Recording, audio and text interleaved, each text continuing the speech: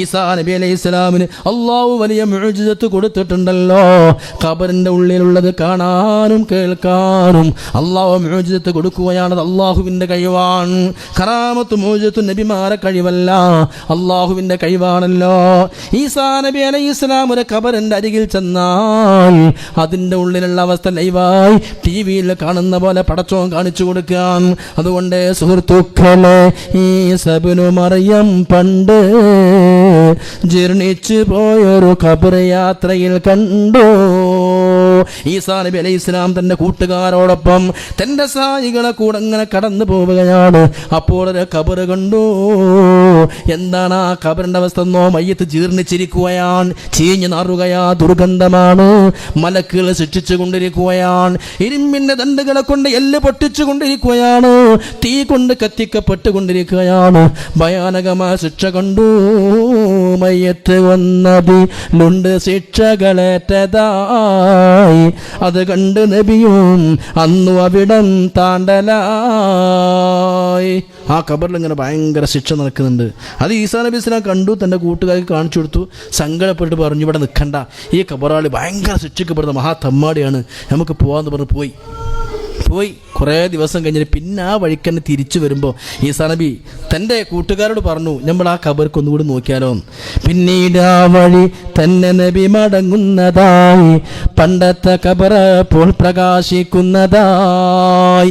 ഒരുപാട് ദിവസം കഴിഞ്ഞ് ഈസാ നബി അലൈഹിസ്സലാം അതേ വഴിയിലൂടെ മടങ്ങി വരുമ്പോൾ തൻ്റെ കൂട്ടുകാരോട് പറഞ്ഞു, നമ്മൾ അങ്ങോട്ട് പോകുമ്പോൾ കണ്ട ഖബറുണ്ടല്ലോ, ഒന്നുകൂടി അതിലേക്ക് നോക്കാം, ഇപ്പോഴത്തെ അവസ്ഥ എന്തെന്ന് നോക്കാം. പക്ഷേ ഇന്ന് അതിലേക്ക് നോക്കുമ്പോ ആ മയ്യത്ത് പ്രകാശിക്കുകയാണ്, പുഞ്ചരിക്കുകയാ, സുഗന്ധമാണ്, സ്വർഗത്തിന്റെ തോപ്പായി മാറിയിട്ടുണ്ട്, ശിക്ഷിക്കുന്ന മലക്കുകളില്ല. ആ ഖബർ സ്വർഗത്തിന്റെ പൂങ്കാവനമായി മാറിയിട്ടുണ്ട്. പിന്നീട് ആ വഴി തന്നെ നബി മടങ്ങുന്നതായി, പണ്ടത്തെ ഖബർ ഇപ്പോൾ പ്രകാശിക്കുന്നതായി. അതിങ്ങനെ പ്രകാശിക്കുമ്പോ ഈസാ നബി റബ്ബിനോട് ചോദിക്കുകയാണ്, ഇതിനുള്ള സിറന്താനിലാഹി എന്ന് ചോദിച്ചു കൊണ്ട് ദുആ ചെയ്യുന്നു. അല്ലാ, ഇതിന്റെ രഹസ്യം എന്താണല്ലോ?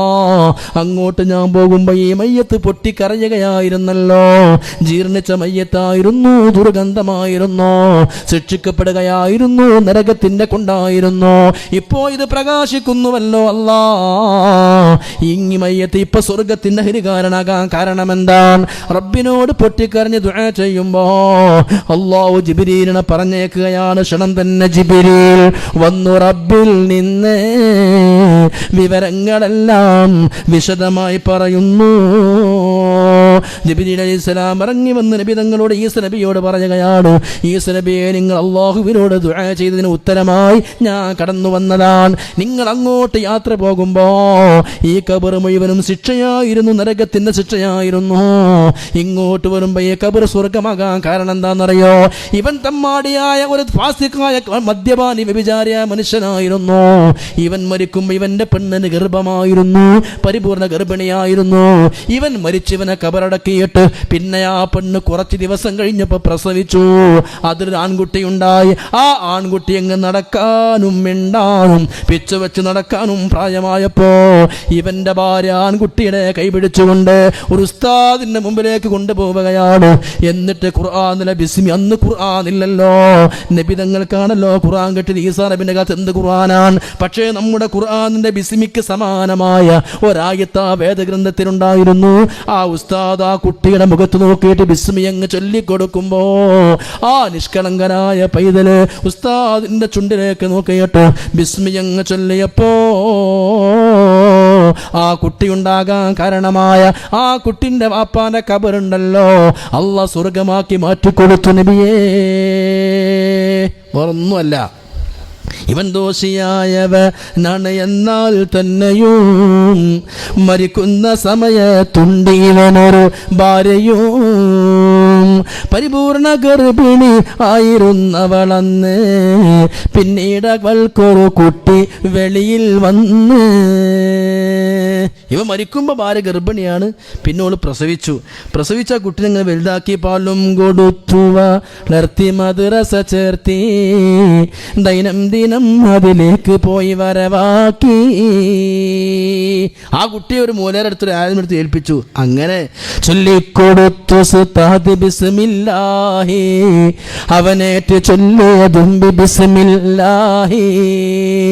ഉസ്താദ് ബിസ്മി ചൊല്ലി കൊടുക്കുമ്പോ ഈ കുഞ്ഞങ്ങ ഏറ്റു ചൊല്ലിയപ്പോ പടച്ചോൻ ആ കുട്ടിന്റെ വാപ്പാന്റെ കബറിൽ സൂക്ഷിക്കുന്ന മലക്കുകളെ വിളിച്ചു പറയാണ്, ഇവനുള്ള കുഞ്ഞ് പുറത്ത് ബിസ്മിയോദലും ഞാൻ ഇവന് അടിയിൽ ഇട്ട് ശിക്ഷ കൊടുക്കലും എനിക്കിഷ്ടമില്ലതിൽ ലജ്ജയും എനിക്കുണ്ട്, റഹ്മത്തിറക്കിയതാ പൊറുത്തത് കൊണ്ട്.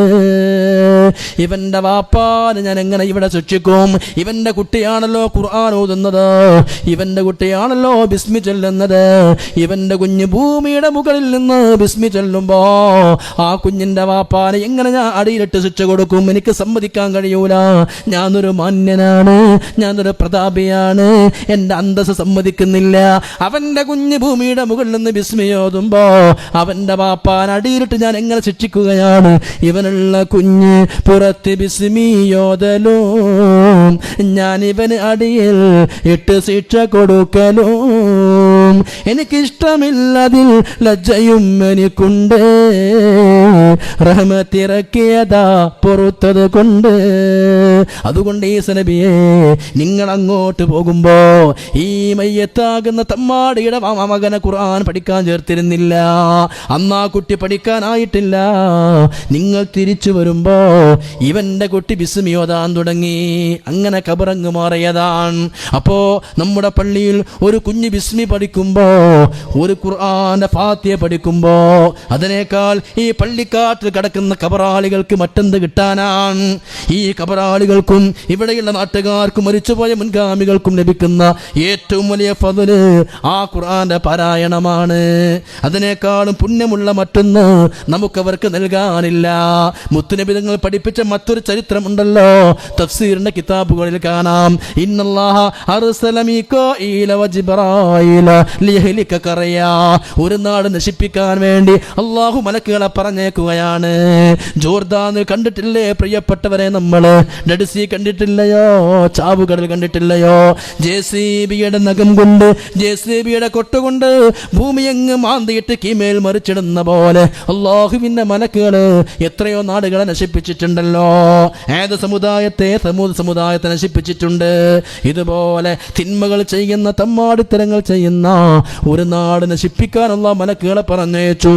ആ നാടിനെ ശിക്ഷിക്കാൻ തുടങ്ങുമ്പോ, കീമേൽ മറിച്ചിടാൻ തുടങ്ങുമ്പോ ഏതോ ഒരു മൂലയിൽ നിന്നൊരു കുഞ്ഞോതുകയാണ്, അൽഹംദുലില്ലാഹി റബ്ബിൽ ആലമീൻ. ഖുർആന്റെ ഒരായത്തങ്ങോതുമ്പോ അന്ന് ഖുർആനില്ല, പക്ഷേ ഖുർആനിന് സമാനമായ വേദഗ്രന്ഥങ്ങളാണ്. ആ നേരം ആ മലക്ക് റബ്ബിനോട് വിളിച്ചു പറയുകയാണ്, അല്ലാഹ് കൈഫ നഹ്ലികു ഖറയാ, കൈഫ നുഹ്ലികു ഖറയാ. ഇതെങ്ങനെ നശിപ്പിക്കാനാണ്? അവിടെ ഒരു കുഞ്ഞ് ബിസ്മി ഓതുമ്പോ ആ നാട് നശിപ്പിക്കാൻ കഴിയുമോ? അല്ലാഹ് പറഞ്ഞു, നിങ്ങൾ മടങ്ങിപ്പോരണം. ആ നാട് ശിക്ഷിക്കേണ്ടതില്ല. അവിടെ ഒരു കുഞ്ഞ് ബിസ്മി ഓതുമ്പോ നിങ്ങൾ ആ നാട് നശിപ്പിക്കാനും കേടാക്കാനും പാടില്ല, തിരിച്ചു വരണം. അതല്ലേ നബി തങ്ങൾ പറഞ്ഞത്, ലൻ തഖൂമ സാ ഹത്താ യുഖാല ഫിൽ അർളി അല്ലാഹ് അല്ലാഹ് അല്ലാഹ് എന്ന് പറയപ്പെടുന്ന കാലത്തോളം ഈ ദുനിയാവിനെ പടച്ചോ നശിപ്പിക്കുകയില്ല. ഖിയാമത്ത് സംഭവിക്കൂല. മനസ്സറിഞ്ഞുകൊണ്ട്, ഹൃദയം കൊണ്ട് അല്ലാഹ് എന്ന് പറയുന്ന ഒരാളെങ്കിലും ഉണ്ടാകുമ്പോ ആ നാട് പടച്ചോ നശിപ്പിക്കുകയില്ല.